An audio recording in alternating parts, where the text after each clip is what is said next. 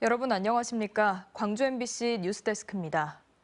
어제 아파트 폐기물 수거 차량에 치여 초등학생이 숨진 현장에 추모의 손길이 이어지고 있습니다.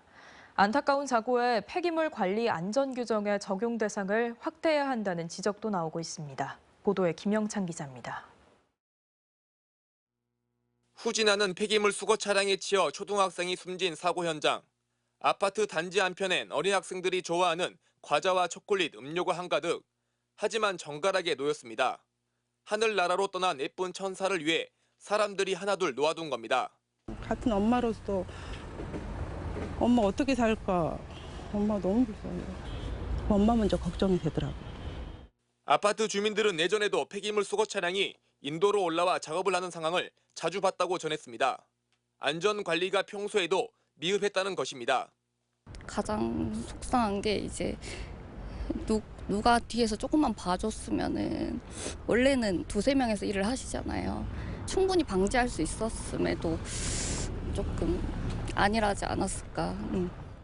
폐기물 관리법상 쓰레기 수거 차량은 3명이 한 조로 움직여야 합니다.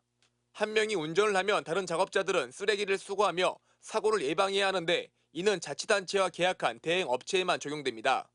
이번 사고 차량이 소속된 민간 폐기물 업체는 해당 아파트와 직접 계약을 맺어 적용을 받지 않았던 겁니다.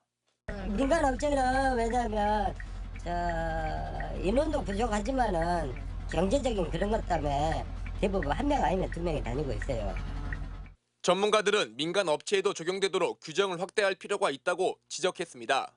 특히 지난 2020년 전국 아파트 단지에서 2,700여 건의 교통사고가 발생해 22명이 숨진 만큼 단지 내 단속 규정도 마련해야 한다고 덧붙였습니다. 경찰은 폐기물 수거 차량 운전자가 부주의로 사고를 낸 것으로 보고 검찰에 송치할 예정입니다. MBC 뉴스 김영창입니다. 광주의 한 경찰서에서 불법 도박 혐의로 체포된 외국인 남성이 도주했다가 18시간 만에 붙잡혔습니다. 지난 16일 다른 경찰서에서도 피의자가 도주해 경찰청이 관리를 철저히 하라고 지시한 지 2주도 되지 않아 발생했습니다. 천홍희 기자가 보도합니다. 광주의 한 경찰서, 지구대 순찰차에서 내린 경찰관이 뒷좌석에 남성을 데리고 경찰서 안으로 걸어갑니다. 그런데 잠시 뒤 남성이 홀로 뛰쳐나와 경찰서 밖으로 도망칩니다. 불법 도박 혐의로 체포된 30대 외국인 남성은 이곳에서 경찰관을 뿌리치고 경찰서 밖으로 도주했습니다. 도주한 남성은 불법 도박 혐의로 체포된 외국인 피의자로 같은 국적 외국인 10명과 도박을 하다 경찰에 붙잡혔습니다. 이후 지구대 조사를 마친 뒤 팔을 뒤로 해 수갑을 채워 호송 중이었는데 경찰관을 밀치고 도망간 것으로 알려졌습니다. 새벽에 새콤이 울리면서 이제 자다 일어나서 놀래서 카메라를 보니까 이제 뒤에는 이제 후레쉬를 켜고 뭐 누구를 찾아다니는 것처럼 사람들이 많이 모여 있었고. 이 남성은 국내 체류 기간이 만료된 것으로 확인됐습니다. 앞서 지난 16일 전남 나주경찰서에선 폭행 혐의로 붙잡힌 태국인 한 명이 경찰관을 밀치고 도주했다가 10시간 만에 붙잡혔습니다. 이후 경찰청에선 피의자가 도주하지 않도록 관리를 철저히 하라고 지시했는데 2주도 되지 않아 또다시 도주 사건이 발생했습니다. 11명이 검은 것 같았었고 경찰서로 호송하는 과정에 차 주차하고 내리면서 그게 도망가본 거예요. 광주경찰청은 경찰관 200여 명을 투입해 도주한 남성을 18시간 만에 붙잡았다고 밝혔습니다. MBC 뉴스 천홍희입니다. 학생 선수 최저학력제라고 들어보셨나요? 공부하는 학생 선수로 키운다며 이전 학기 성적이 기준 이하면 다음 학기에 열리는 모든 대회에 출전을 못하는 건데요. 특히 구제 방안이 없는 초중학교 현장에서는 대회에 출전을 못하는 선수들이 속출하면서 대혼란이 빚어지고 있습니다. 최다운 기자입니다. 올해 소년체전에 전남을 대표해 출전했던 다문화 학생 선수. 최근에 열린 내년도 소년체전 중학교 지역대표 선수 선발전에 출전하지 못했습니다.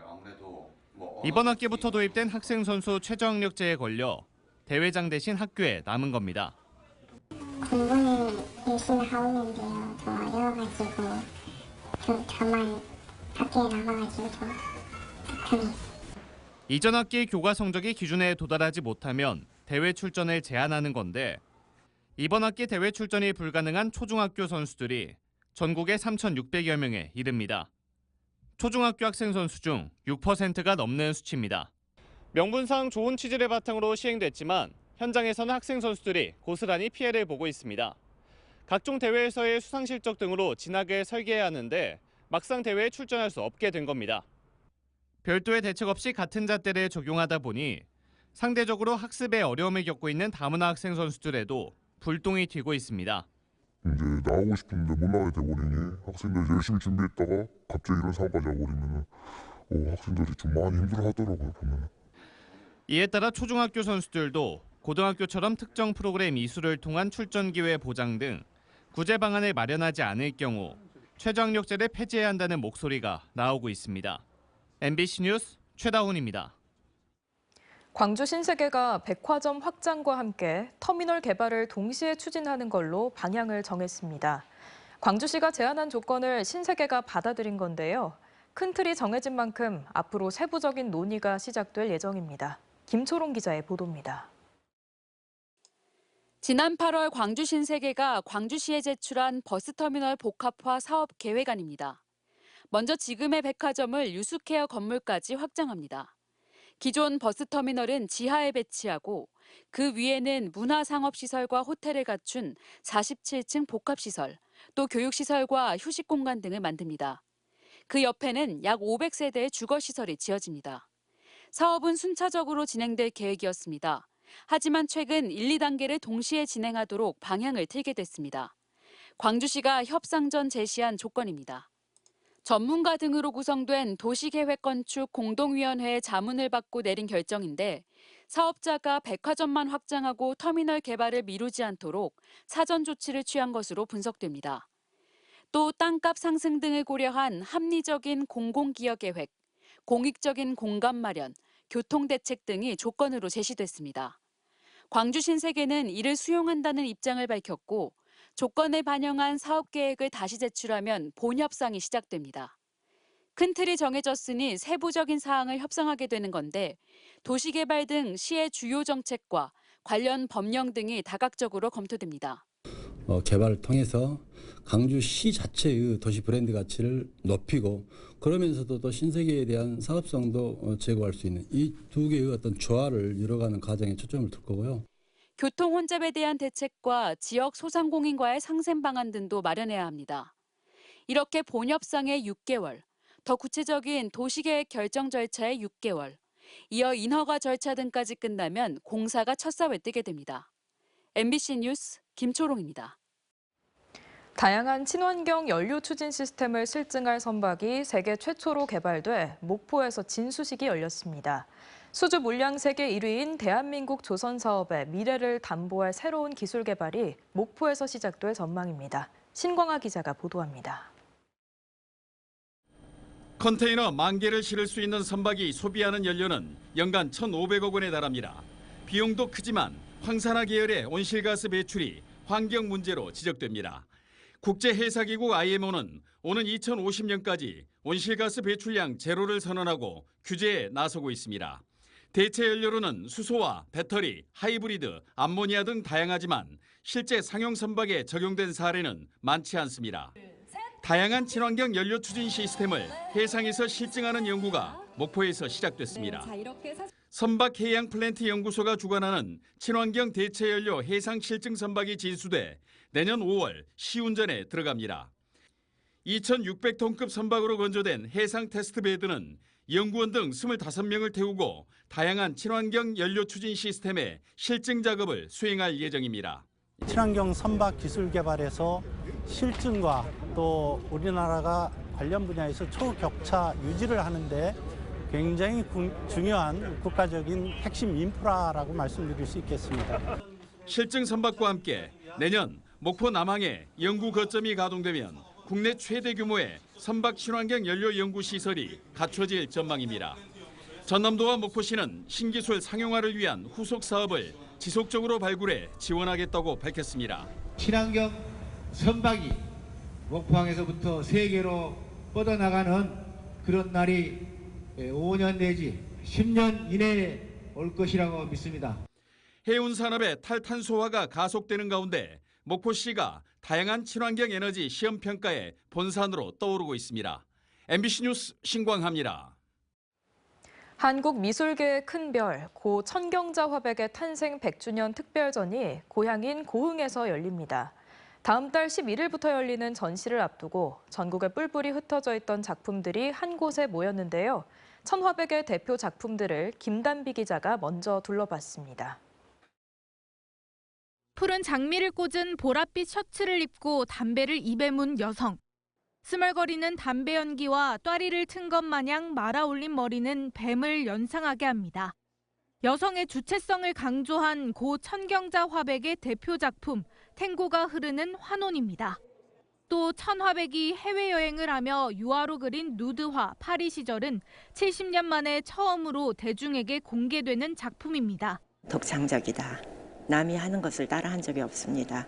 뭐든지 본인이 그리고 싶은 것을 그렸고 꿋꿋이 본인의 예술 정신을 지켜오신 분이죠. 고흥 출신 천화백의 탄생 100주년을 맞아 열리는 특별전에서는 채색화와 드로잉을 포함한 120여 점이 전시됩니다. 이 중에는 그동안 전시되지 않았던 작품과 유품도 대거 포함됐습니다. 또 연계 전시로 천화백에게서 영감을 받은 80명의 청년 작가 작품과 국제적인 비디오 예술가 이인환 작가의 미디어 아트도 감상할 수 있습니다. 고흥구는 이번 기념 전시를 시작으로 천경자 예술길을 지정하는 등 천화백을 고흥 대표 문화자산으로 승화시킬 계획입니다. 천화백의 학풍의 작가들이 작품 활동을 할 수 있는 공간을 활용하기 위해 생가 인근 주택을 매입 추진 중에 있습니다. 전통 한국화에 강렬한 색채를 입혀 본인만의 독보적인 예술 세계를 개척한 한국 미술계의 혁명 천경자 화백. 고흥이 낳은 천화백의 특별전은 오는 11일부터 12월 31일까지 고흥 분청 문화박물관과 고흥 아트센터에서 열립니다. MBC 뉴스 김단비입니다.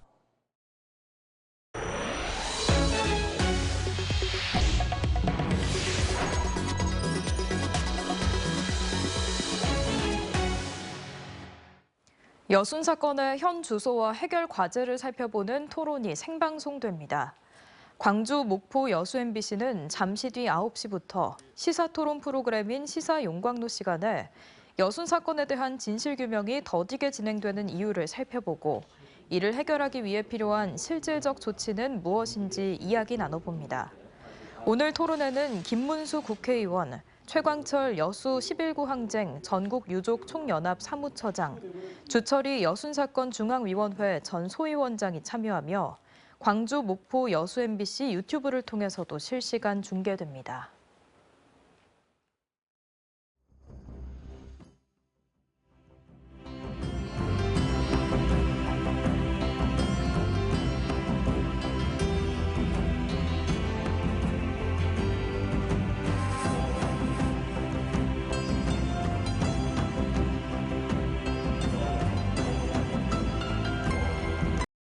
언제 어디서나 내 손 안의 뉴스. 광주 MBC 뉴스 유튜브 구독으로 함께하세요.